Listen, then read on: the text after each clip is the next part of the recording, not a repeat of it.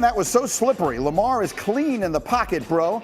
Ryan, explain that. Listen, this is very simple. It was late in the game. The New England Patriots is like, we got him. We're going to make him see ghosts because that's what we do to young quarterback. He was hitting them boys with them ickups. There was James Harden. There was Kyrie Irving. There was even some John Moran on this. Watch him give this dude a leg, take it away. Oh, you gone. Oh, Carl Vanoy, you getting upfield? Watch me hit you with the up and under. And listen, then he steps out of bounds like, yeah, that what I just did, I do it all the time. But you don't do it to the GOAT.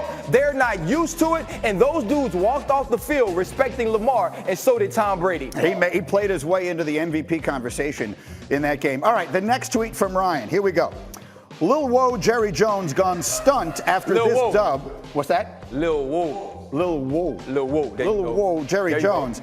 Gone stunt after this dub. Gone stunt. Gone stunt. Gone stunt. Gone stunt. Okay, yes. there you go. After this dub. But this ain't one to be shoo-shooing about. Right, so shoo-shooing, kikiing, woo-de-woo. Of course, yes. Those are interchangeable. If Ka doesn't spaz at the end of the half. If Ka don't, okay, go ahead. Yeah, on the Giants, this game is different. The Eagles are watching this like off top. We on broad dem heads next. Broad dem. Just tell me what it means. Okay, so if you're watching this game and you're the Eagles, you're thinking to yourself, this team is beatable. Yeah, they beat us 2 weeks ago, but they're inconsistent. They can't come into Philadelphia and win the game, and our schedule is better down the stretch. When you watch this team, Jerry Jones is going to get on his radio show, oh, I think we're going where we need to go. But he even knows in the building, he like, say, bro, I don't really think we ready like that. And so when you watch this team, they have to be more consistent. Jason Garrett has to get this team playing better, and Kellen Moore needs to figure out a way to get them off to a faster start defensively, or this season is going to change drastically down the stretch. Okay, very good. Next one. Next Ryan tweet. Here we go. The more you watch Seattle, the more they turn into Russell Nem. If they didn't have him, bad news. Like Snoop said, they like Harold Melvin without the blue notes. They'll never go platinum. They'll never go platinum. Explain that. Straight up, listen. When you have a lead singer, there's a reason why there was never an album for the Pips that we know about. Because Gladys Knight wasn't there no more. And it's the same thing with the Seattle Seahawks. Dom was right. This team isn't very good without him. Without him, they may be more like the Seattle Mariners trying to play football. But with him, they are a team that can compete. If the game is close at the end, you feel extremely good about what you're doing when you have Russell Wilson. Now, if something happens to them, they should stop playing football in Seattle if Russell Wilson can't play. Don't go to the game, don't dress out, don't do none of that. But as long as you got him, you got a chance. And I asked the question to Hembo and he answered. The last MVP not to make the playoffs was O.J. Simpson, so that's a long time ago. Last tweet. Lord have mercy. There you go. Was that right? That's better. Chris Jones just ran that boy into Kirk like he was the baby. Lol. Well, hey. That was pretty dang good, Green.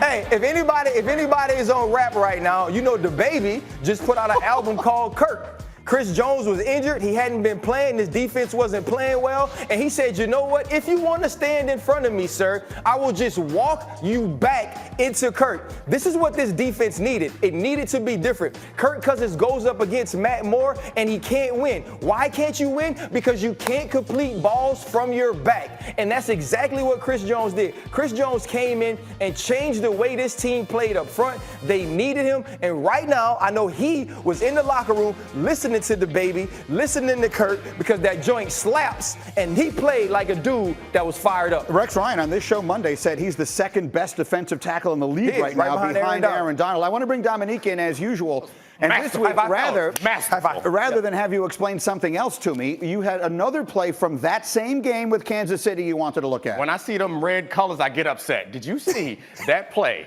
where Tyreek Hill, watch this, Tyreek Hill, he not even in the play. That boy. Where is he? Good God. Watch. Oh! Whoa! You see how fast he is? I swear, when I saw this clip on the internet, look at his speed. He ran past everybody. I don't know what Next Gen Stats said he was running, but I saw him running. Over 22 miles per hour. Whoa!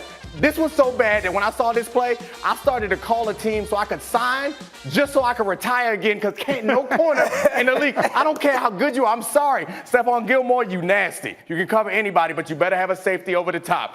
I mean, Lattimore, you better get somebody over the top, because he is breaking defenses. As much as we want to talk about Kelsey, Mahomes, all them, hey, the worst part about that is that was all to show off. Like, he understood he didn't have to catch Mackenzie Alexander and block him. Yeah. He legit was like, I'm about to show the world how fast I am. And Damian Williams said, too, don't do that to me no more. I was joking about signing with another team, but what is not a joke, I actually had a dream last night that I was a corner, had to prepare for that, and that really, seriously, I woke up this morning with stress, like real live stress. On the telecast, they said he was running 22 miles an hour. I do want to talk about when a guy's that fast, what it is you do to deal with that and how it changes the defense. I just told you, you put a safety over the top every play.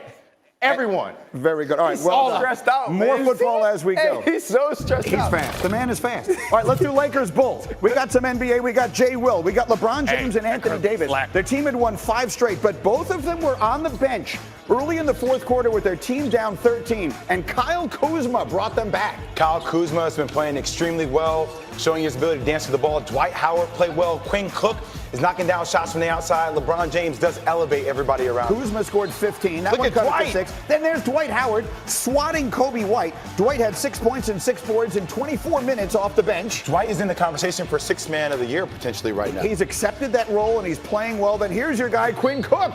Q knocking down a shot from the outside. Look, their ability to knock down shots from the outside will determine whether this team can win the world championship. They were down 19 at one point in this game. Now they have a lead. Now here comes LeBron in isolation. Now LeBron is 1 assist away from a triple-double, and he takes care of that with that dish. So LeBron James becomes the first Laker with 3 straight triple-doubles since Magic Johnson 32 years ago, and then for good measure, the alley, the oop to AD. LeBron 30 points, 10 boards, 11 assists, and the Lakers win.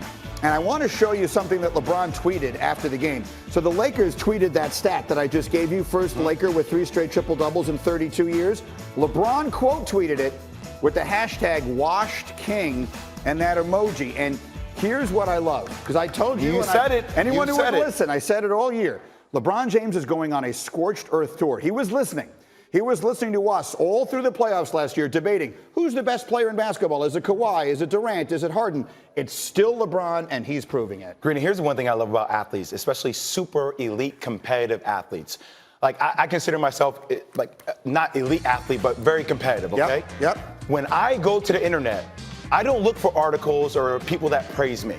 I find the people that say, oh, you stink, oh, you do that. That motivates me. That's who LeBron James is. He leads the league in assists.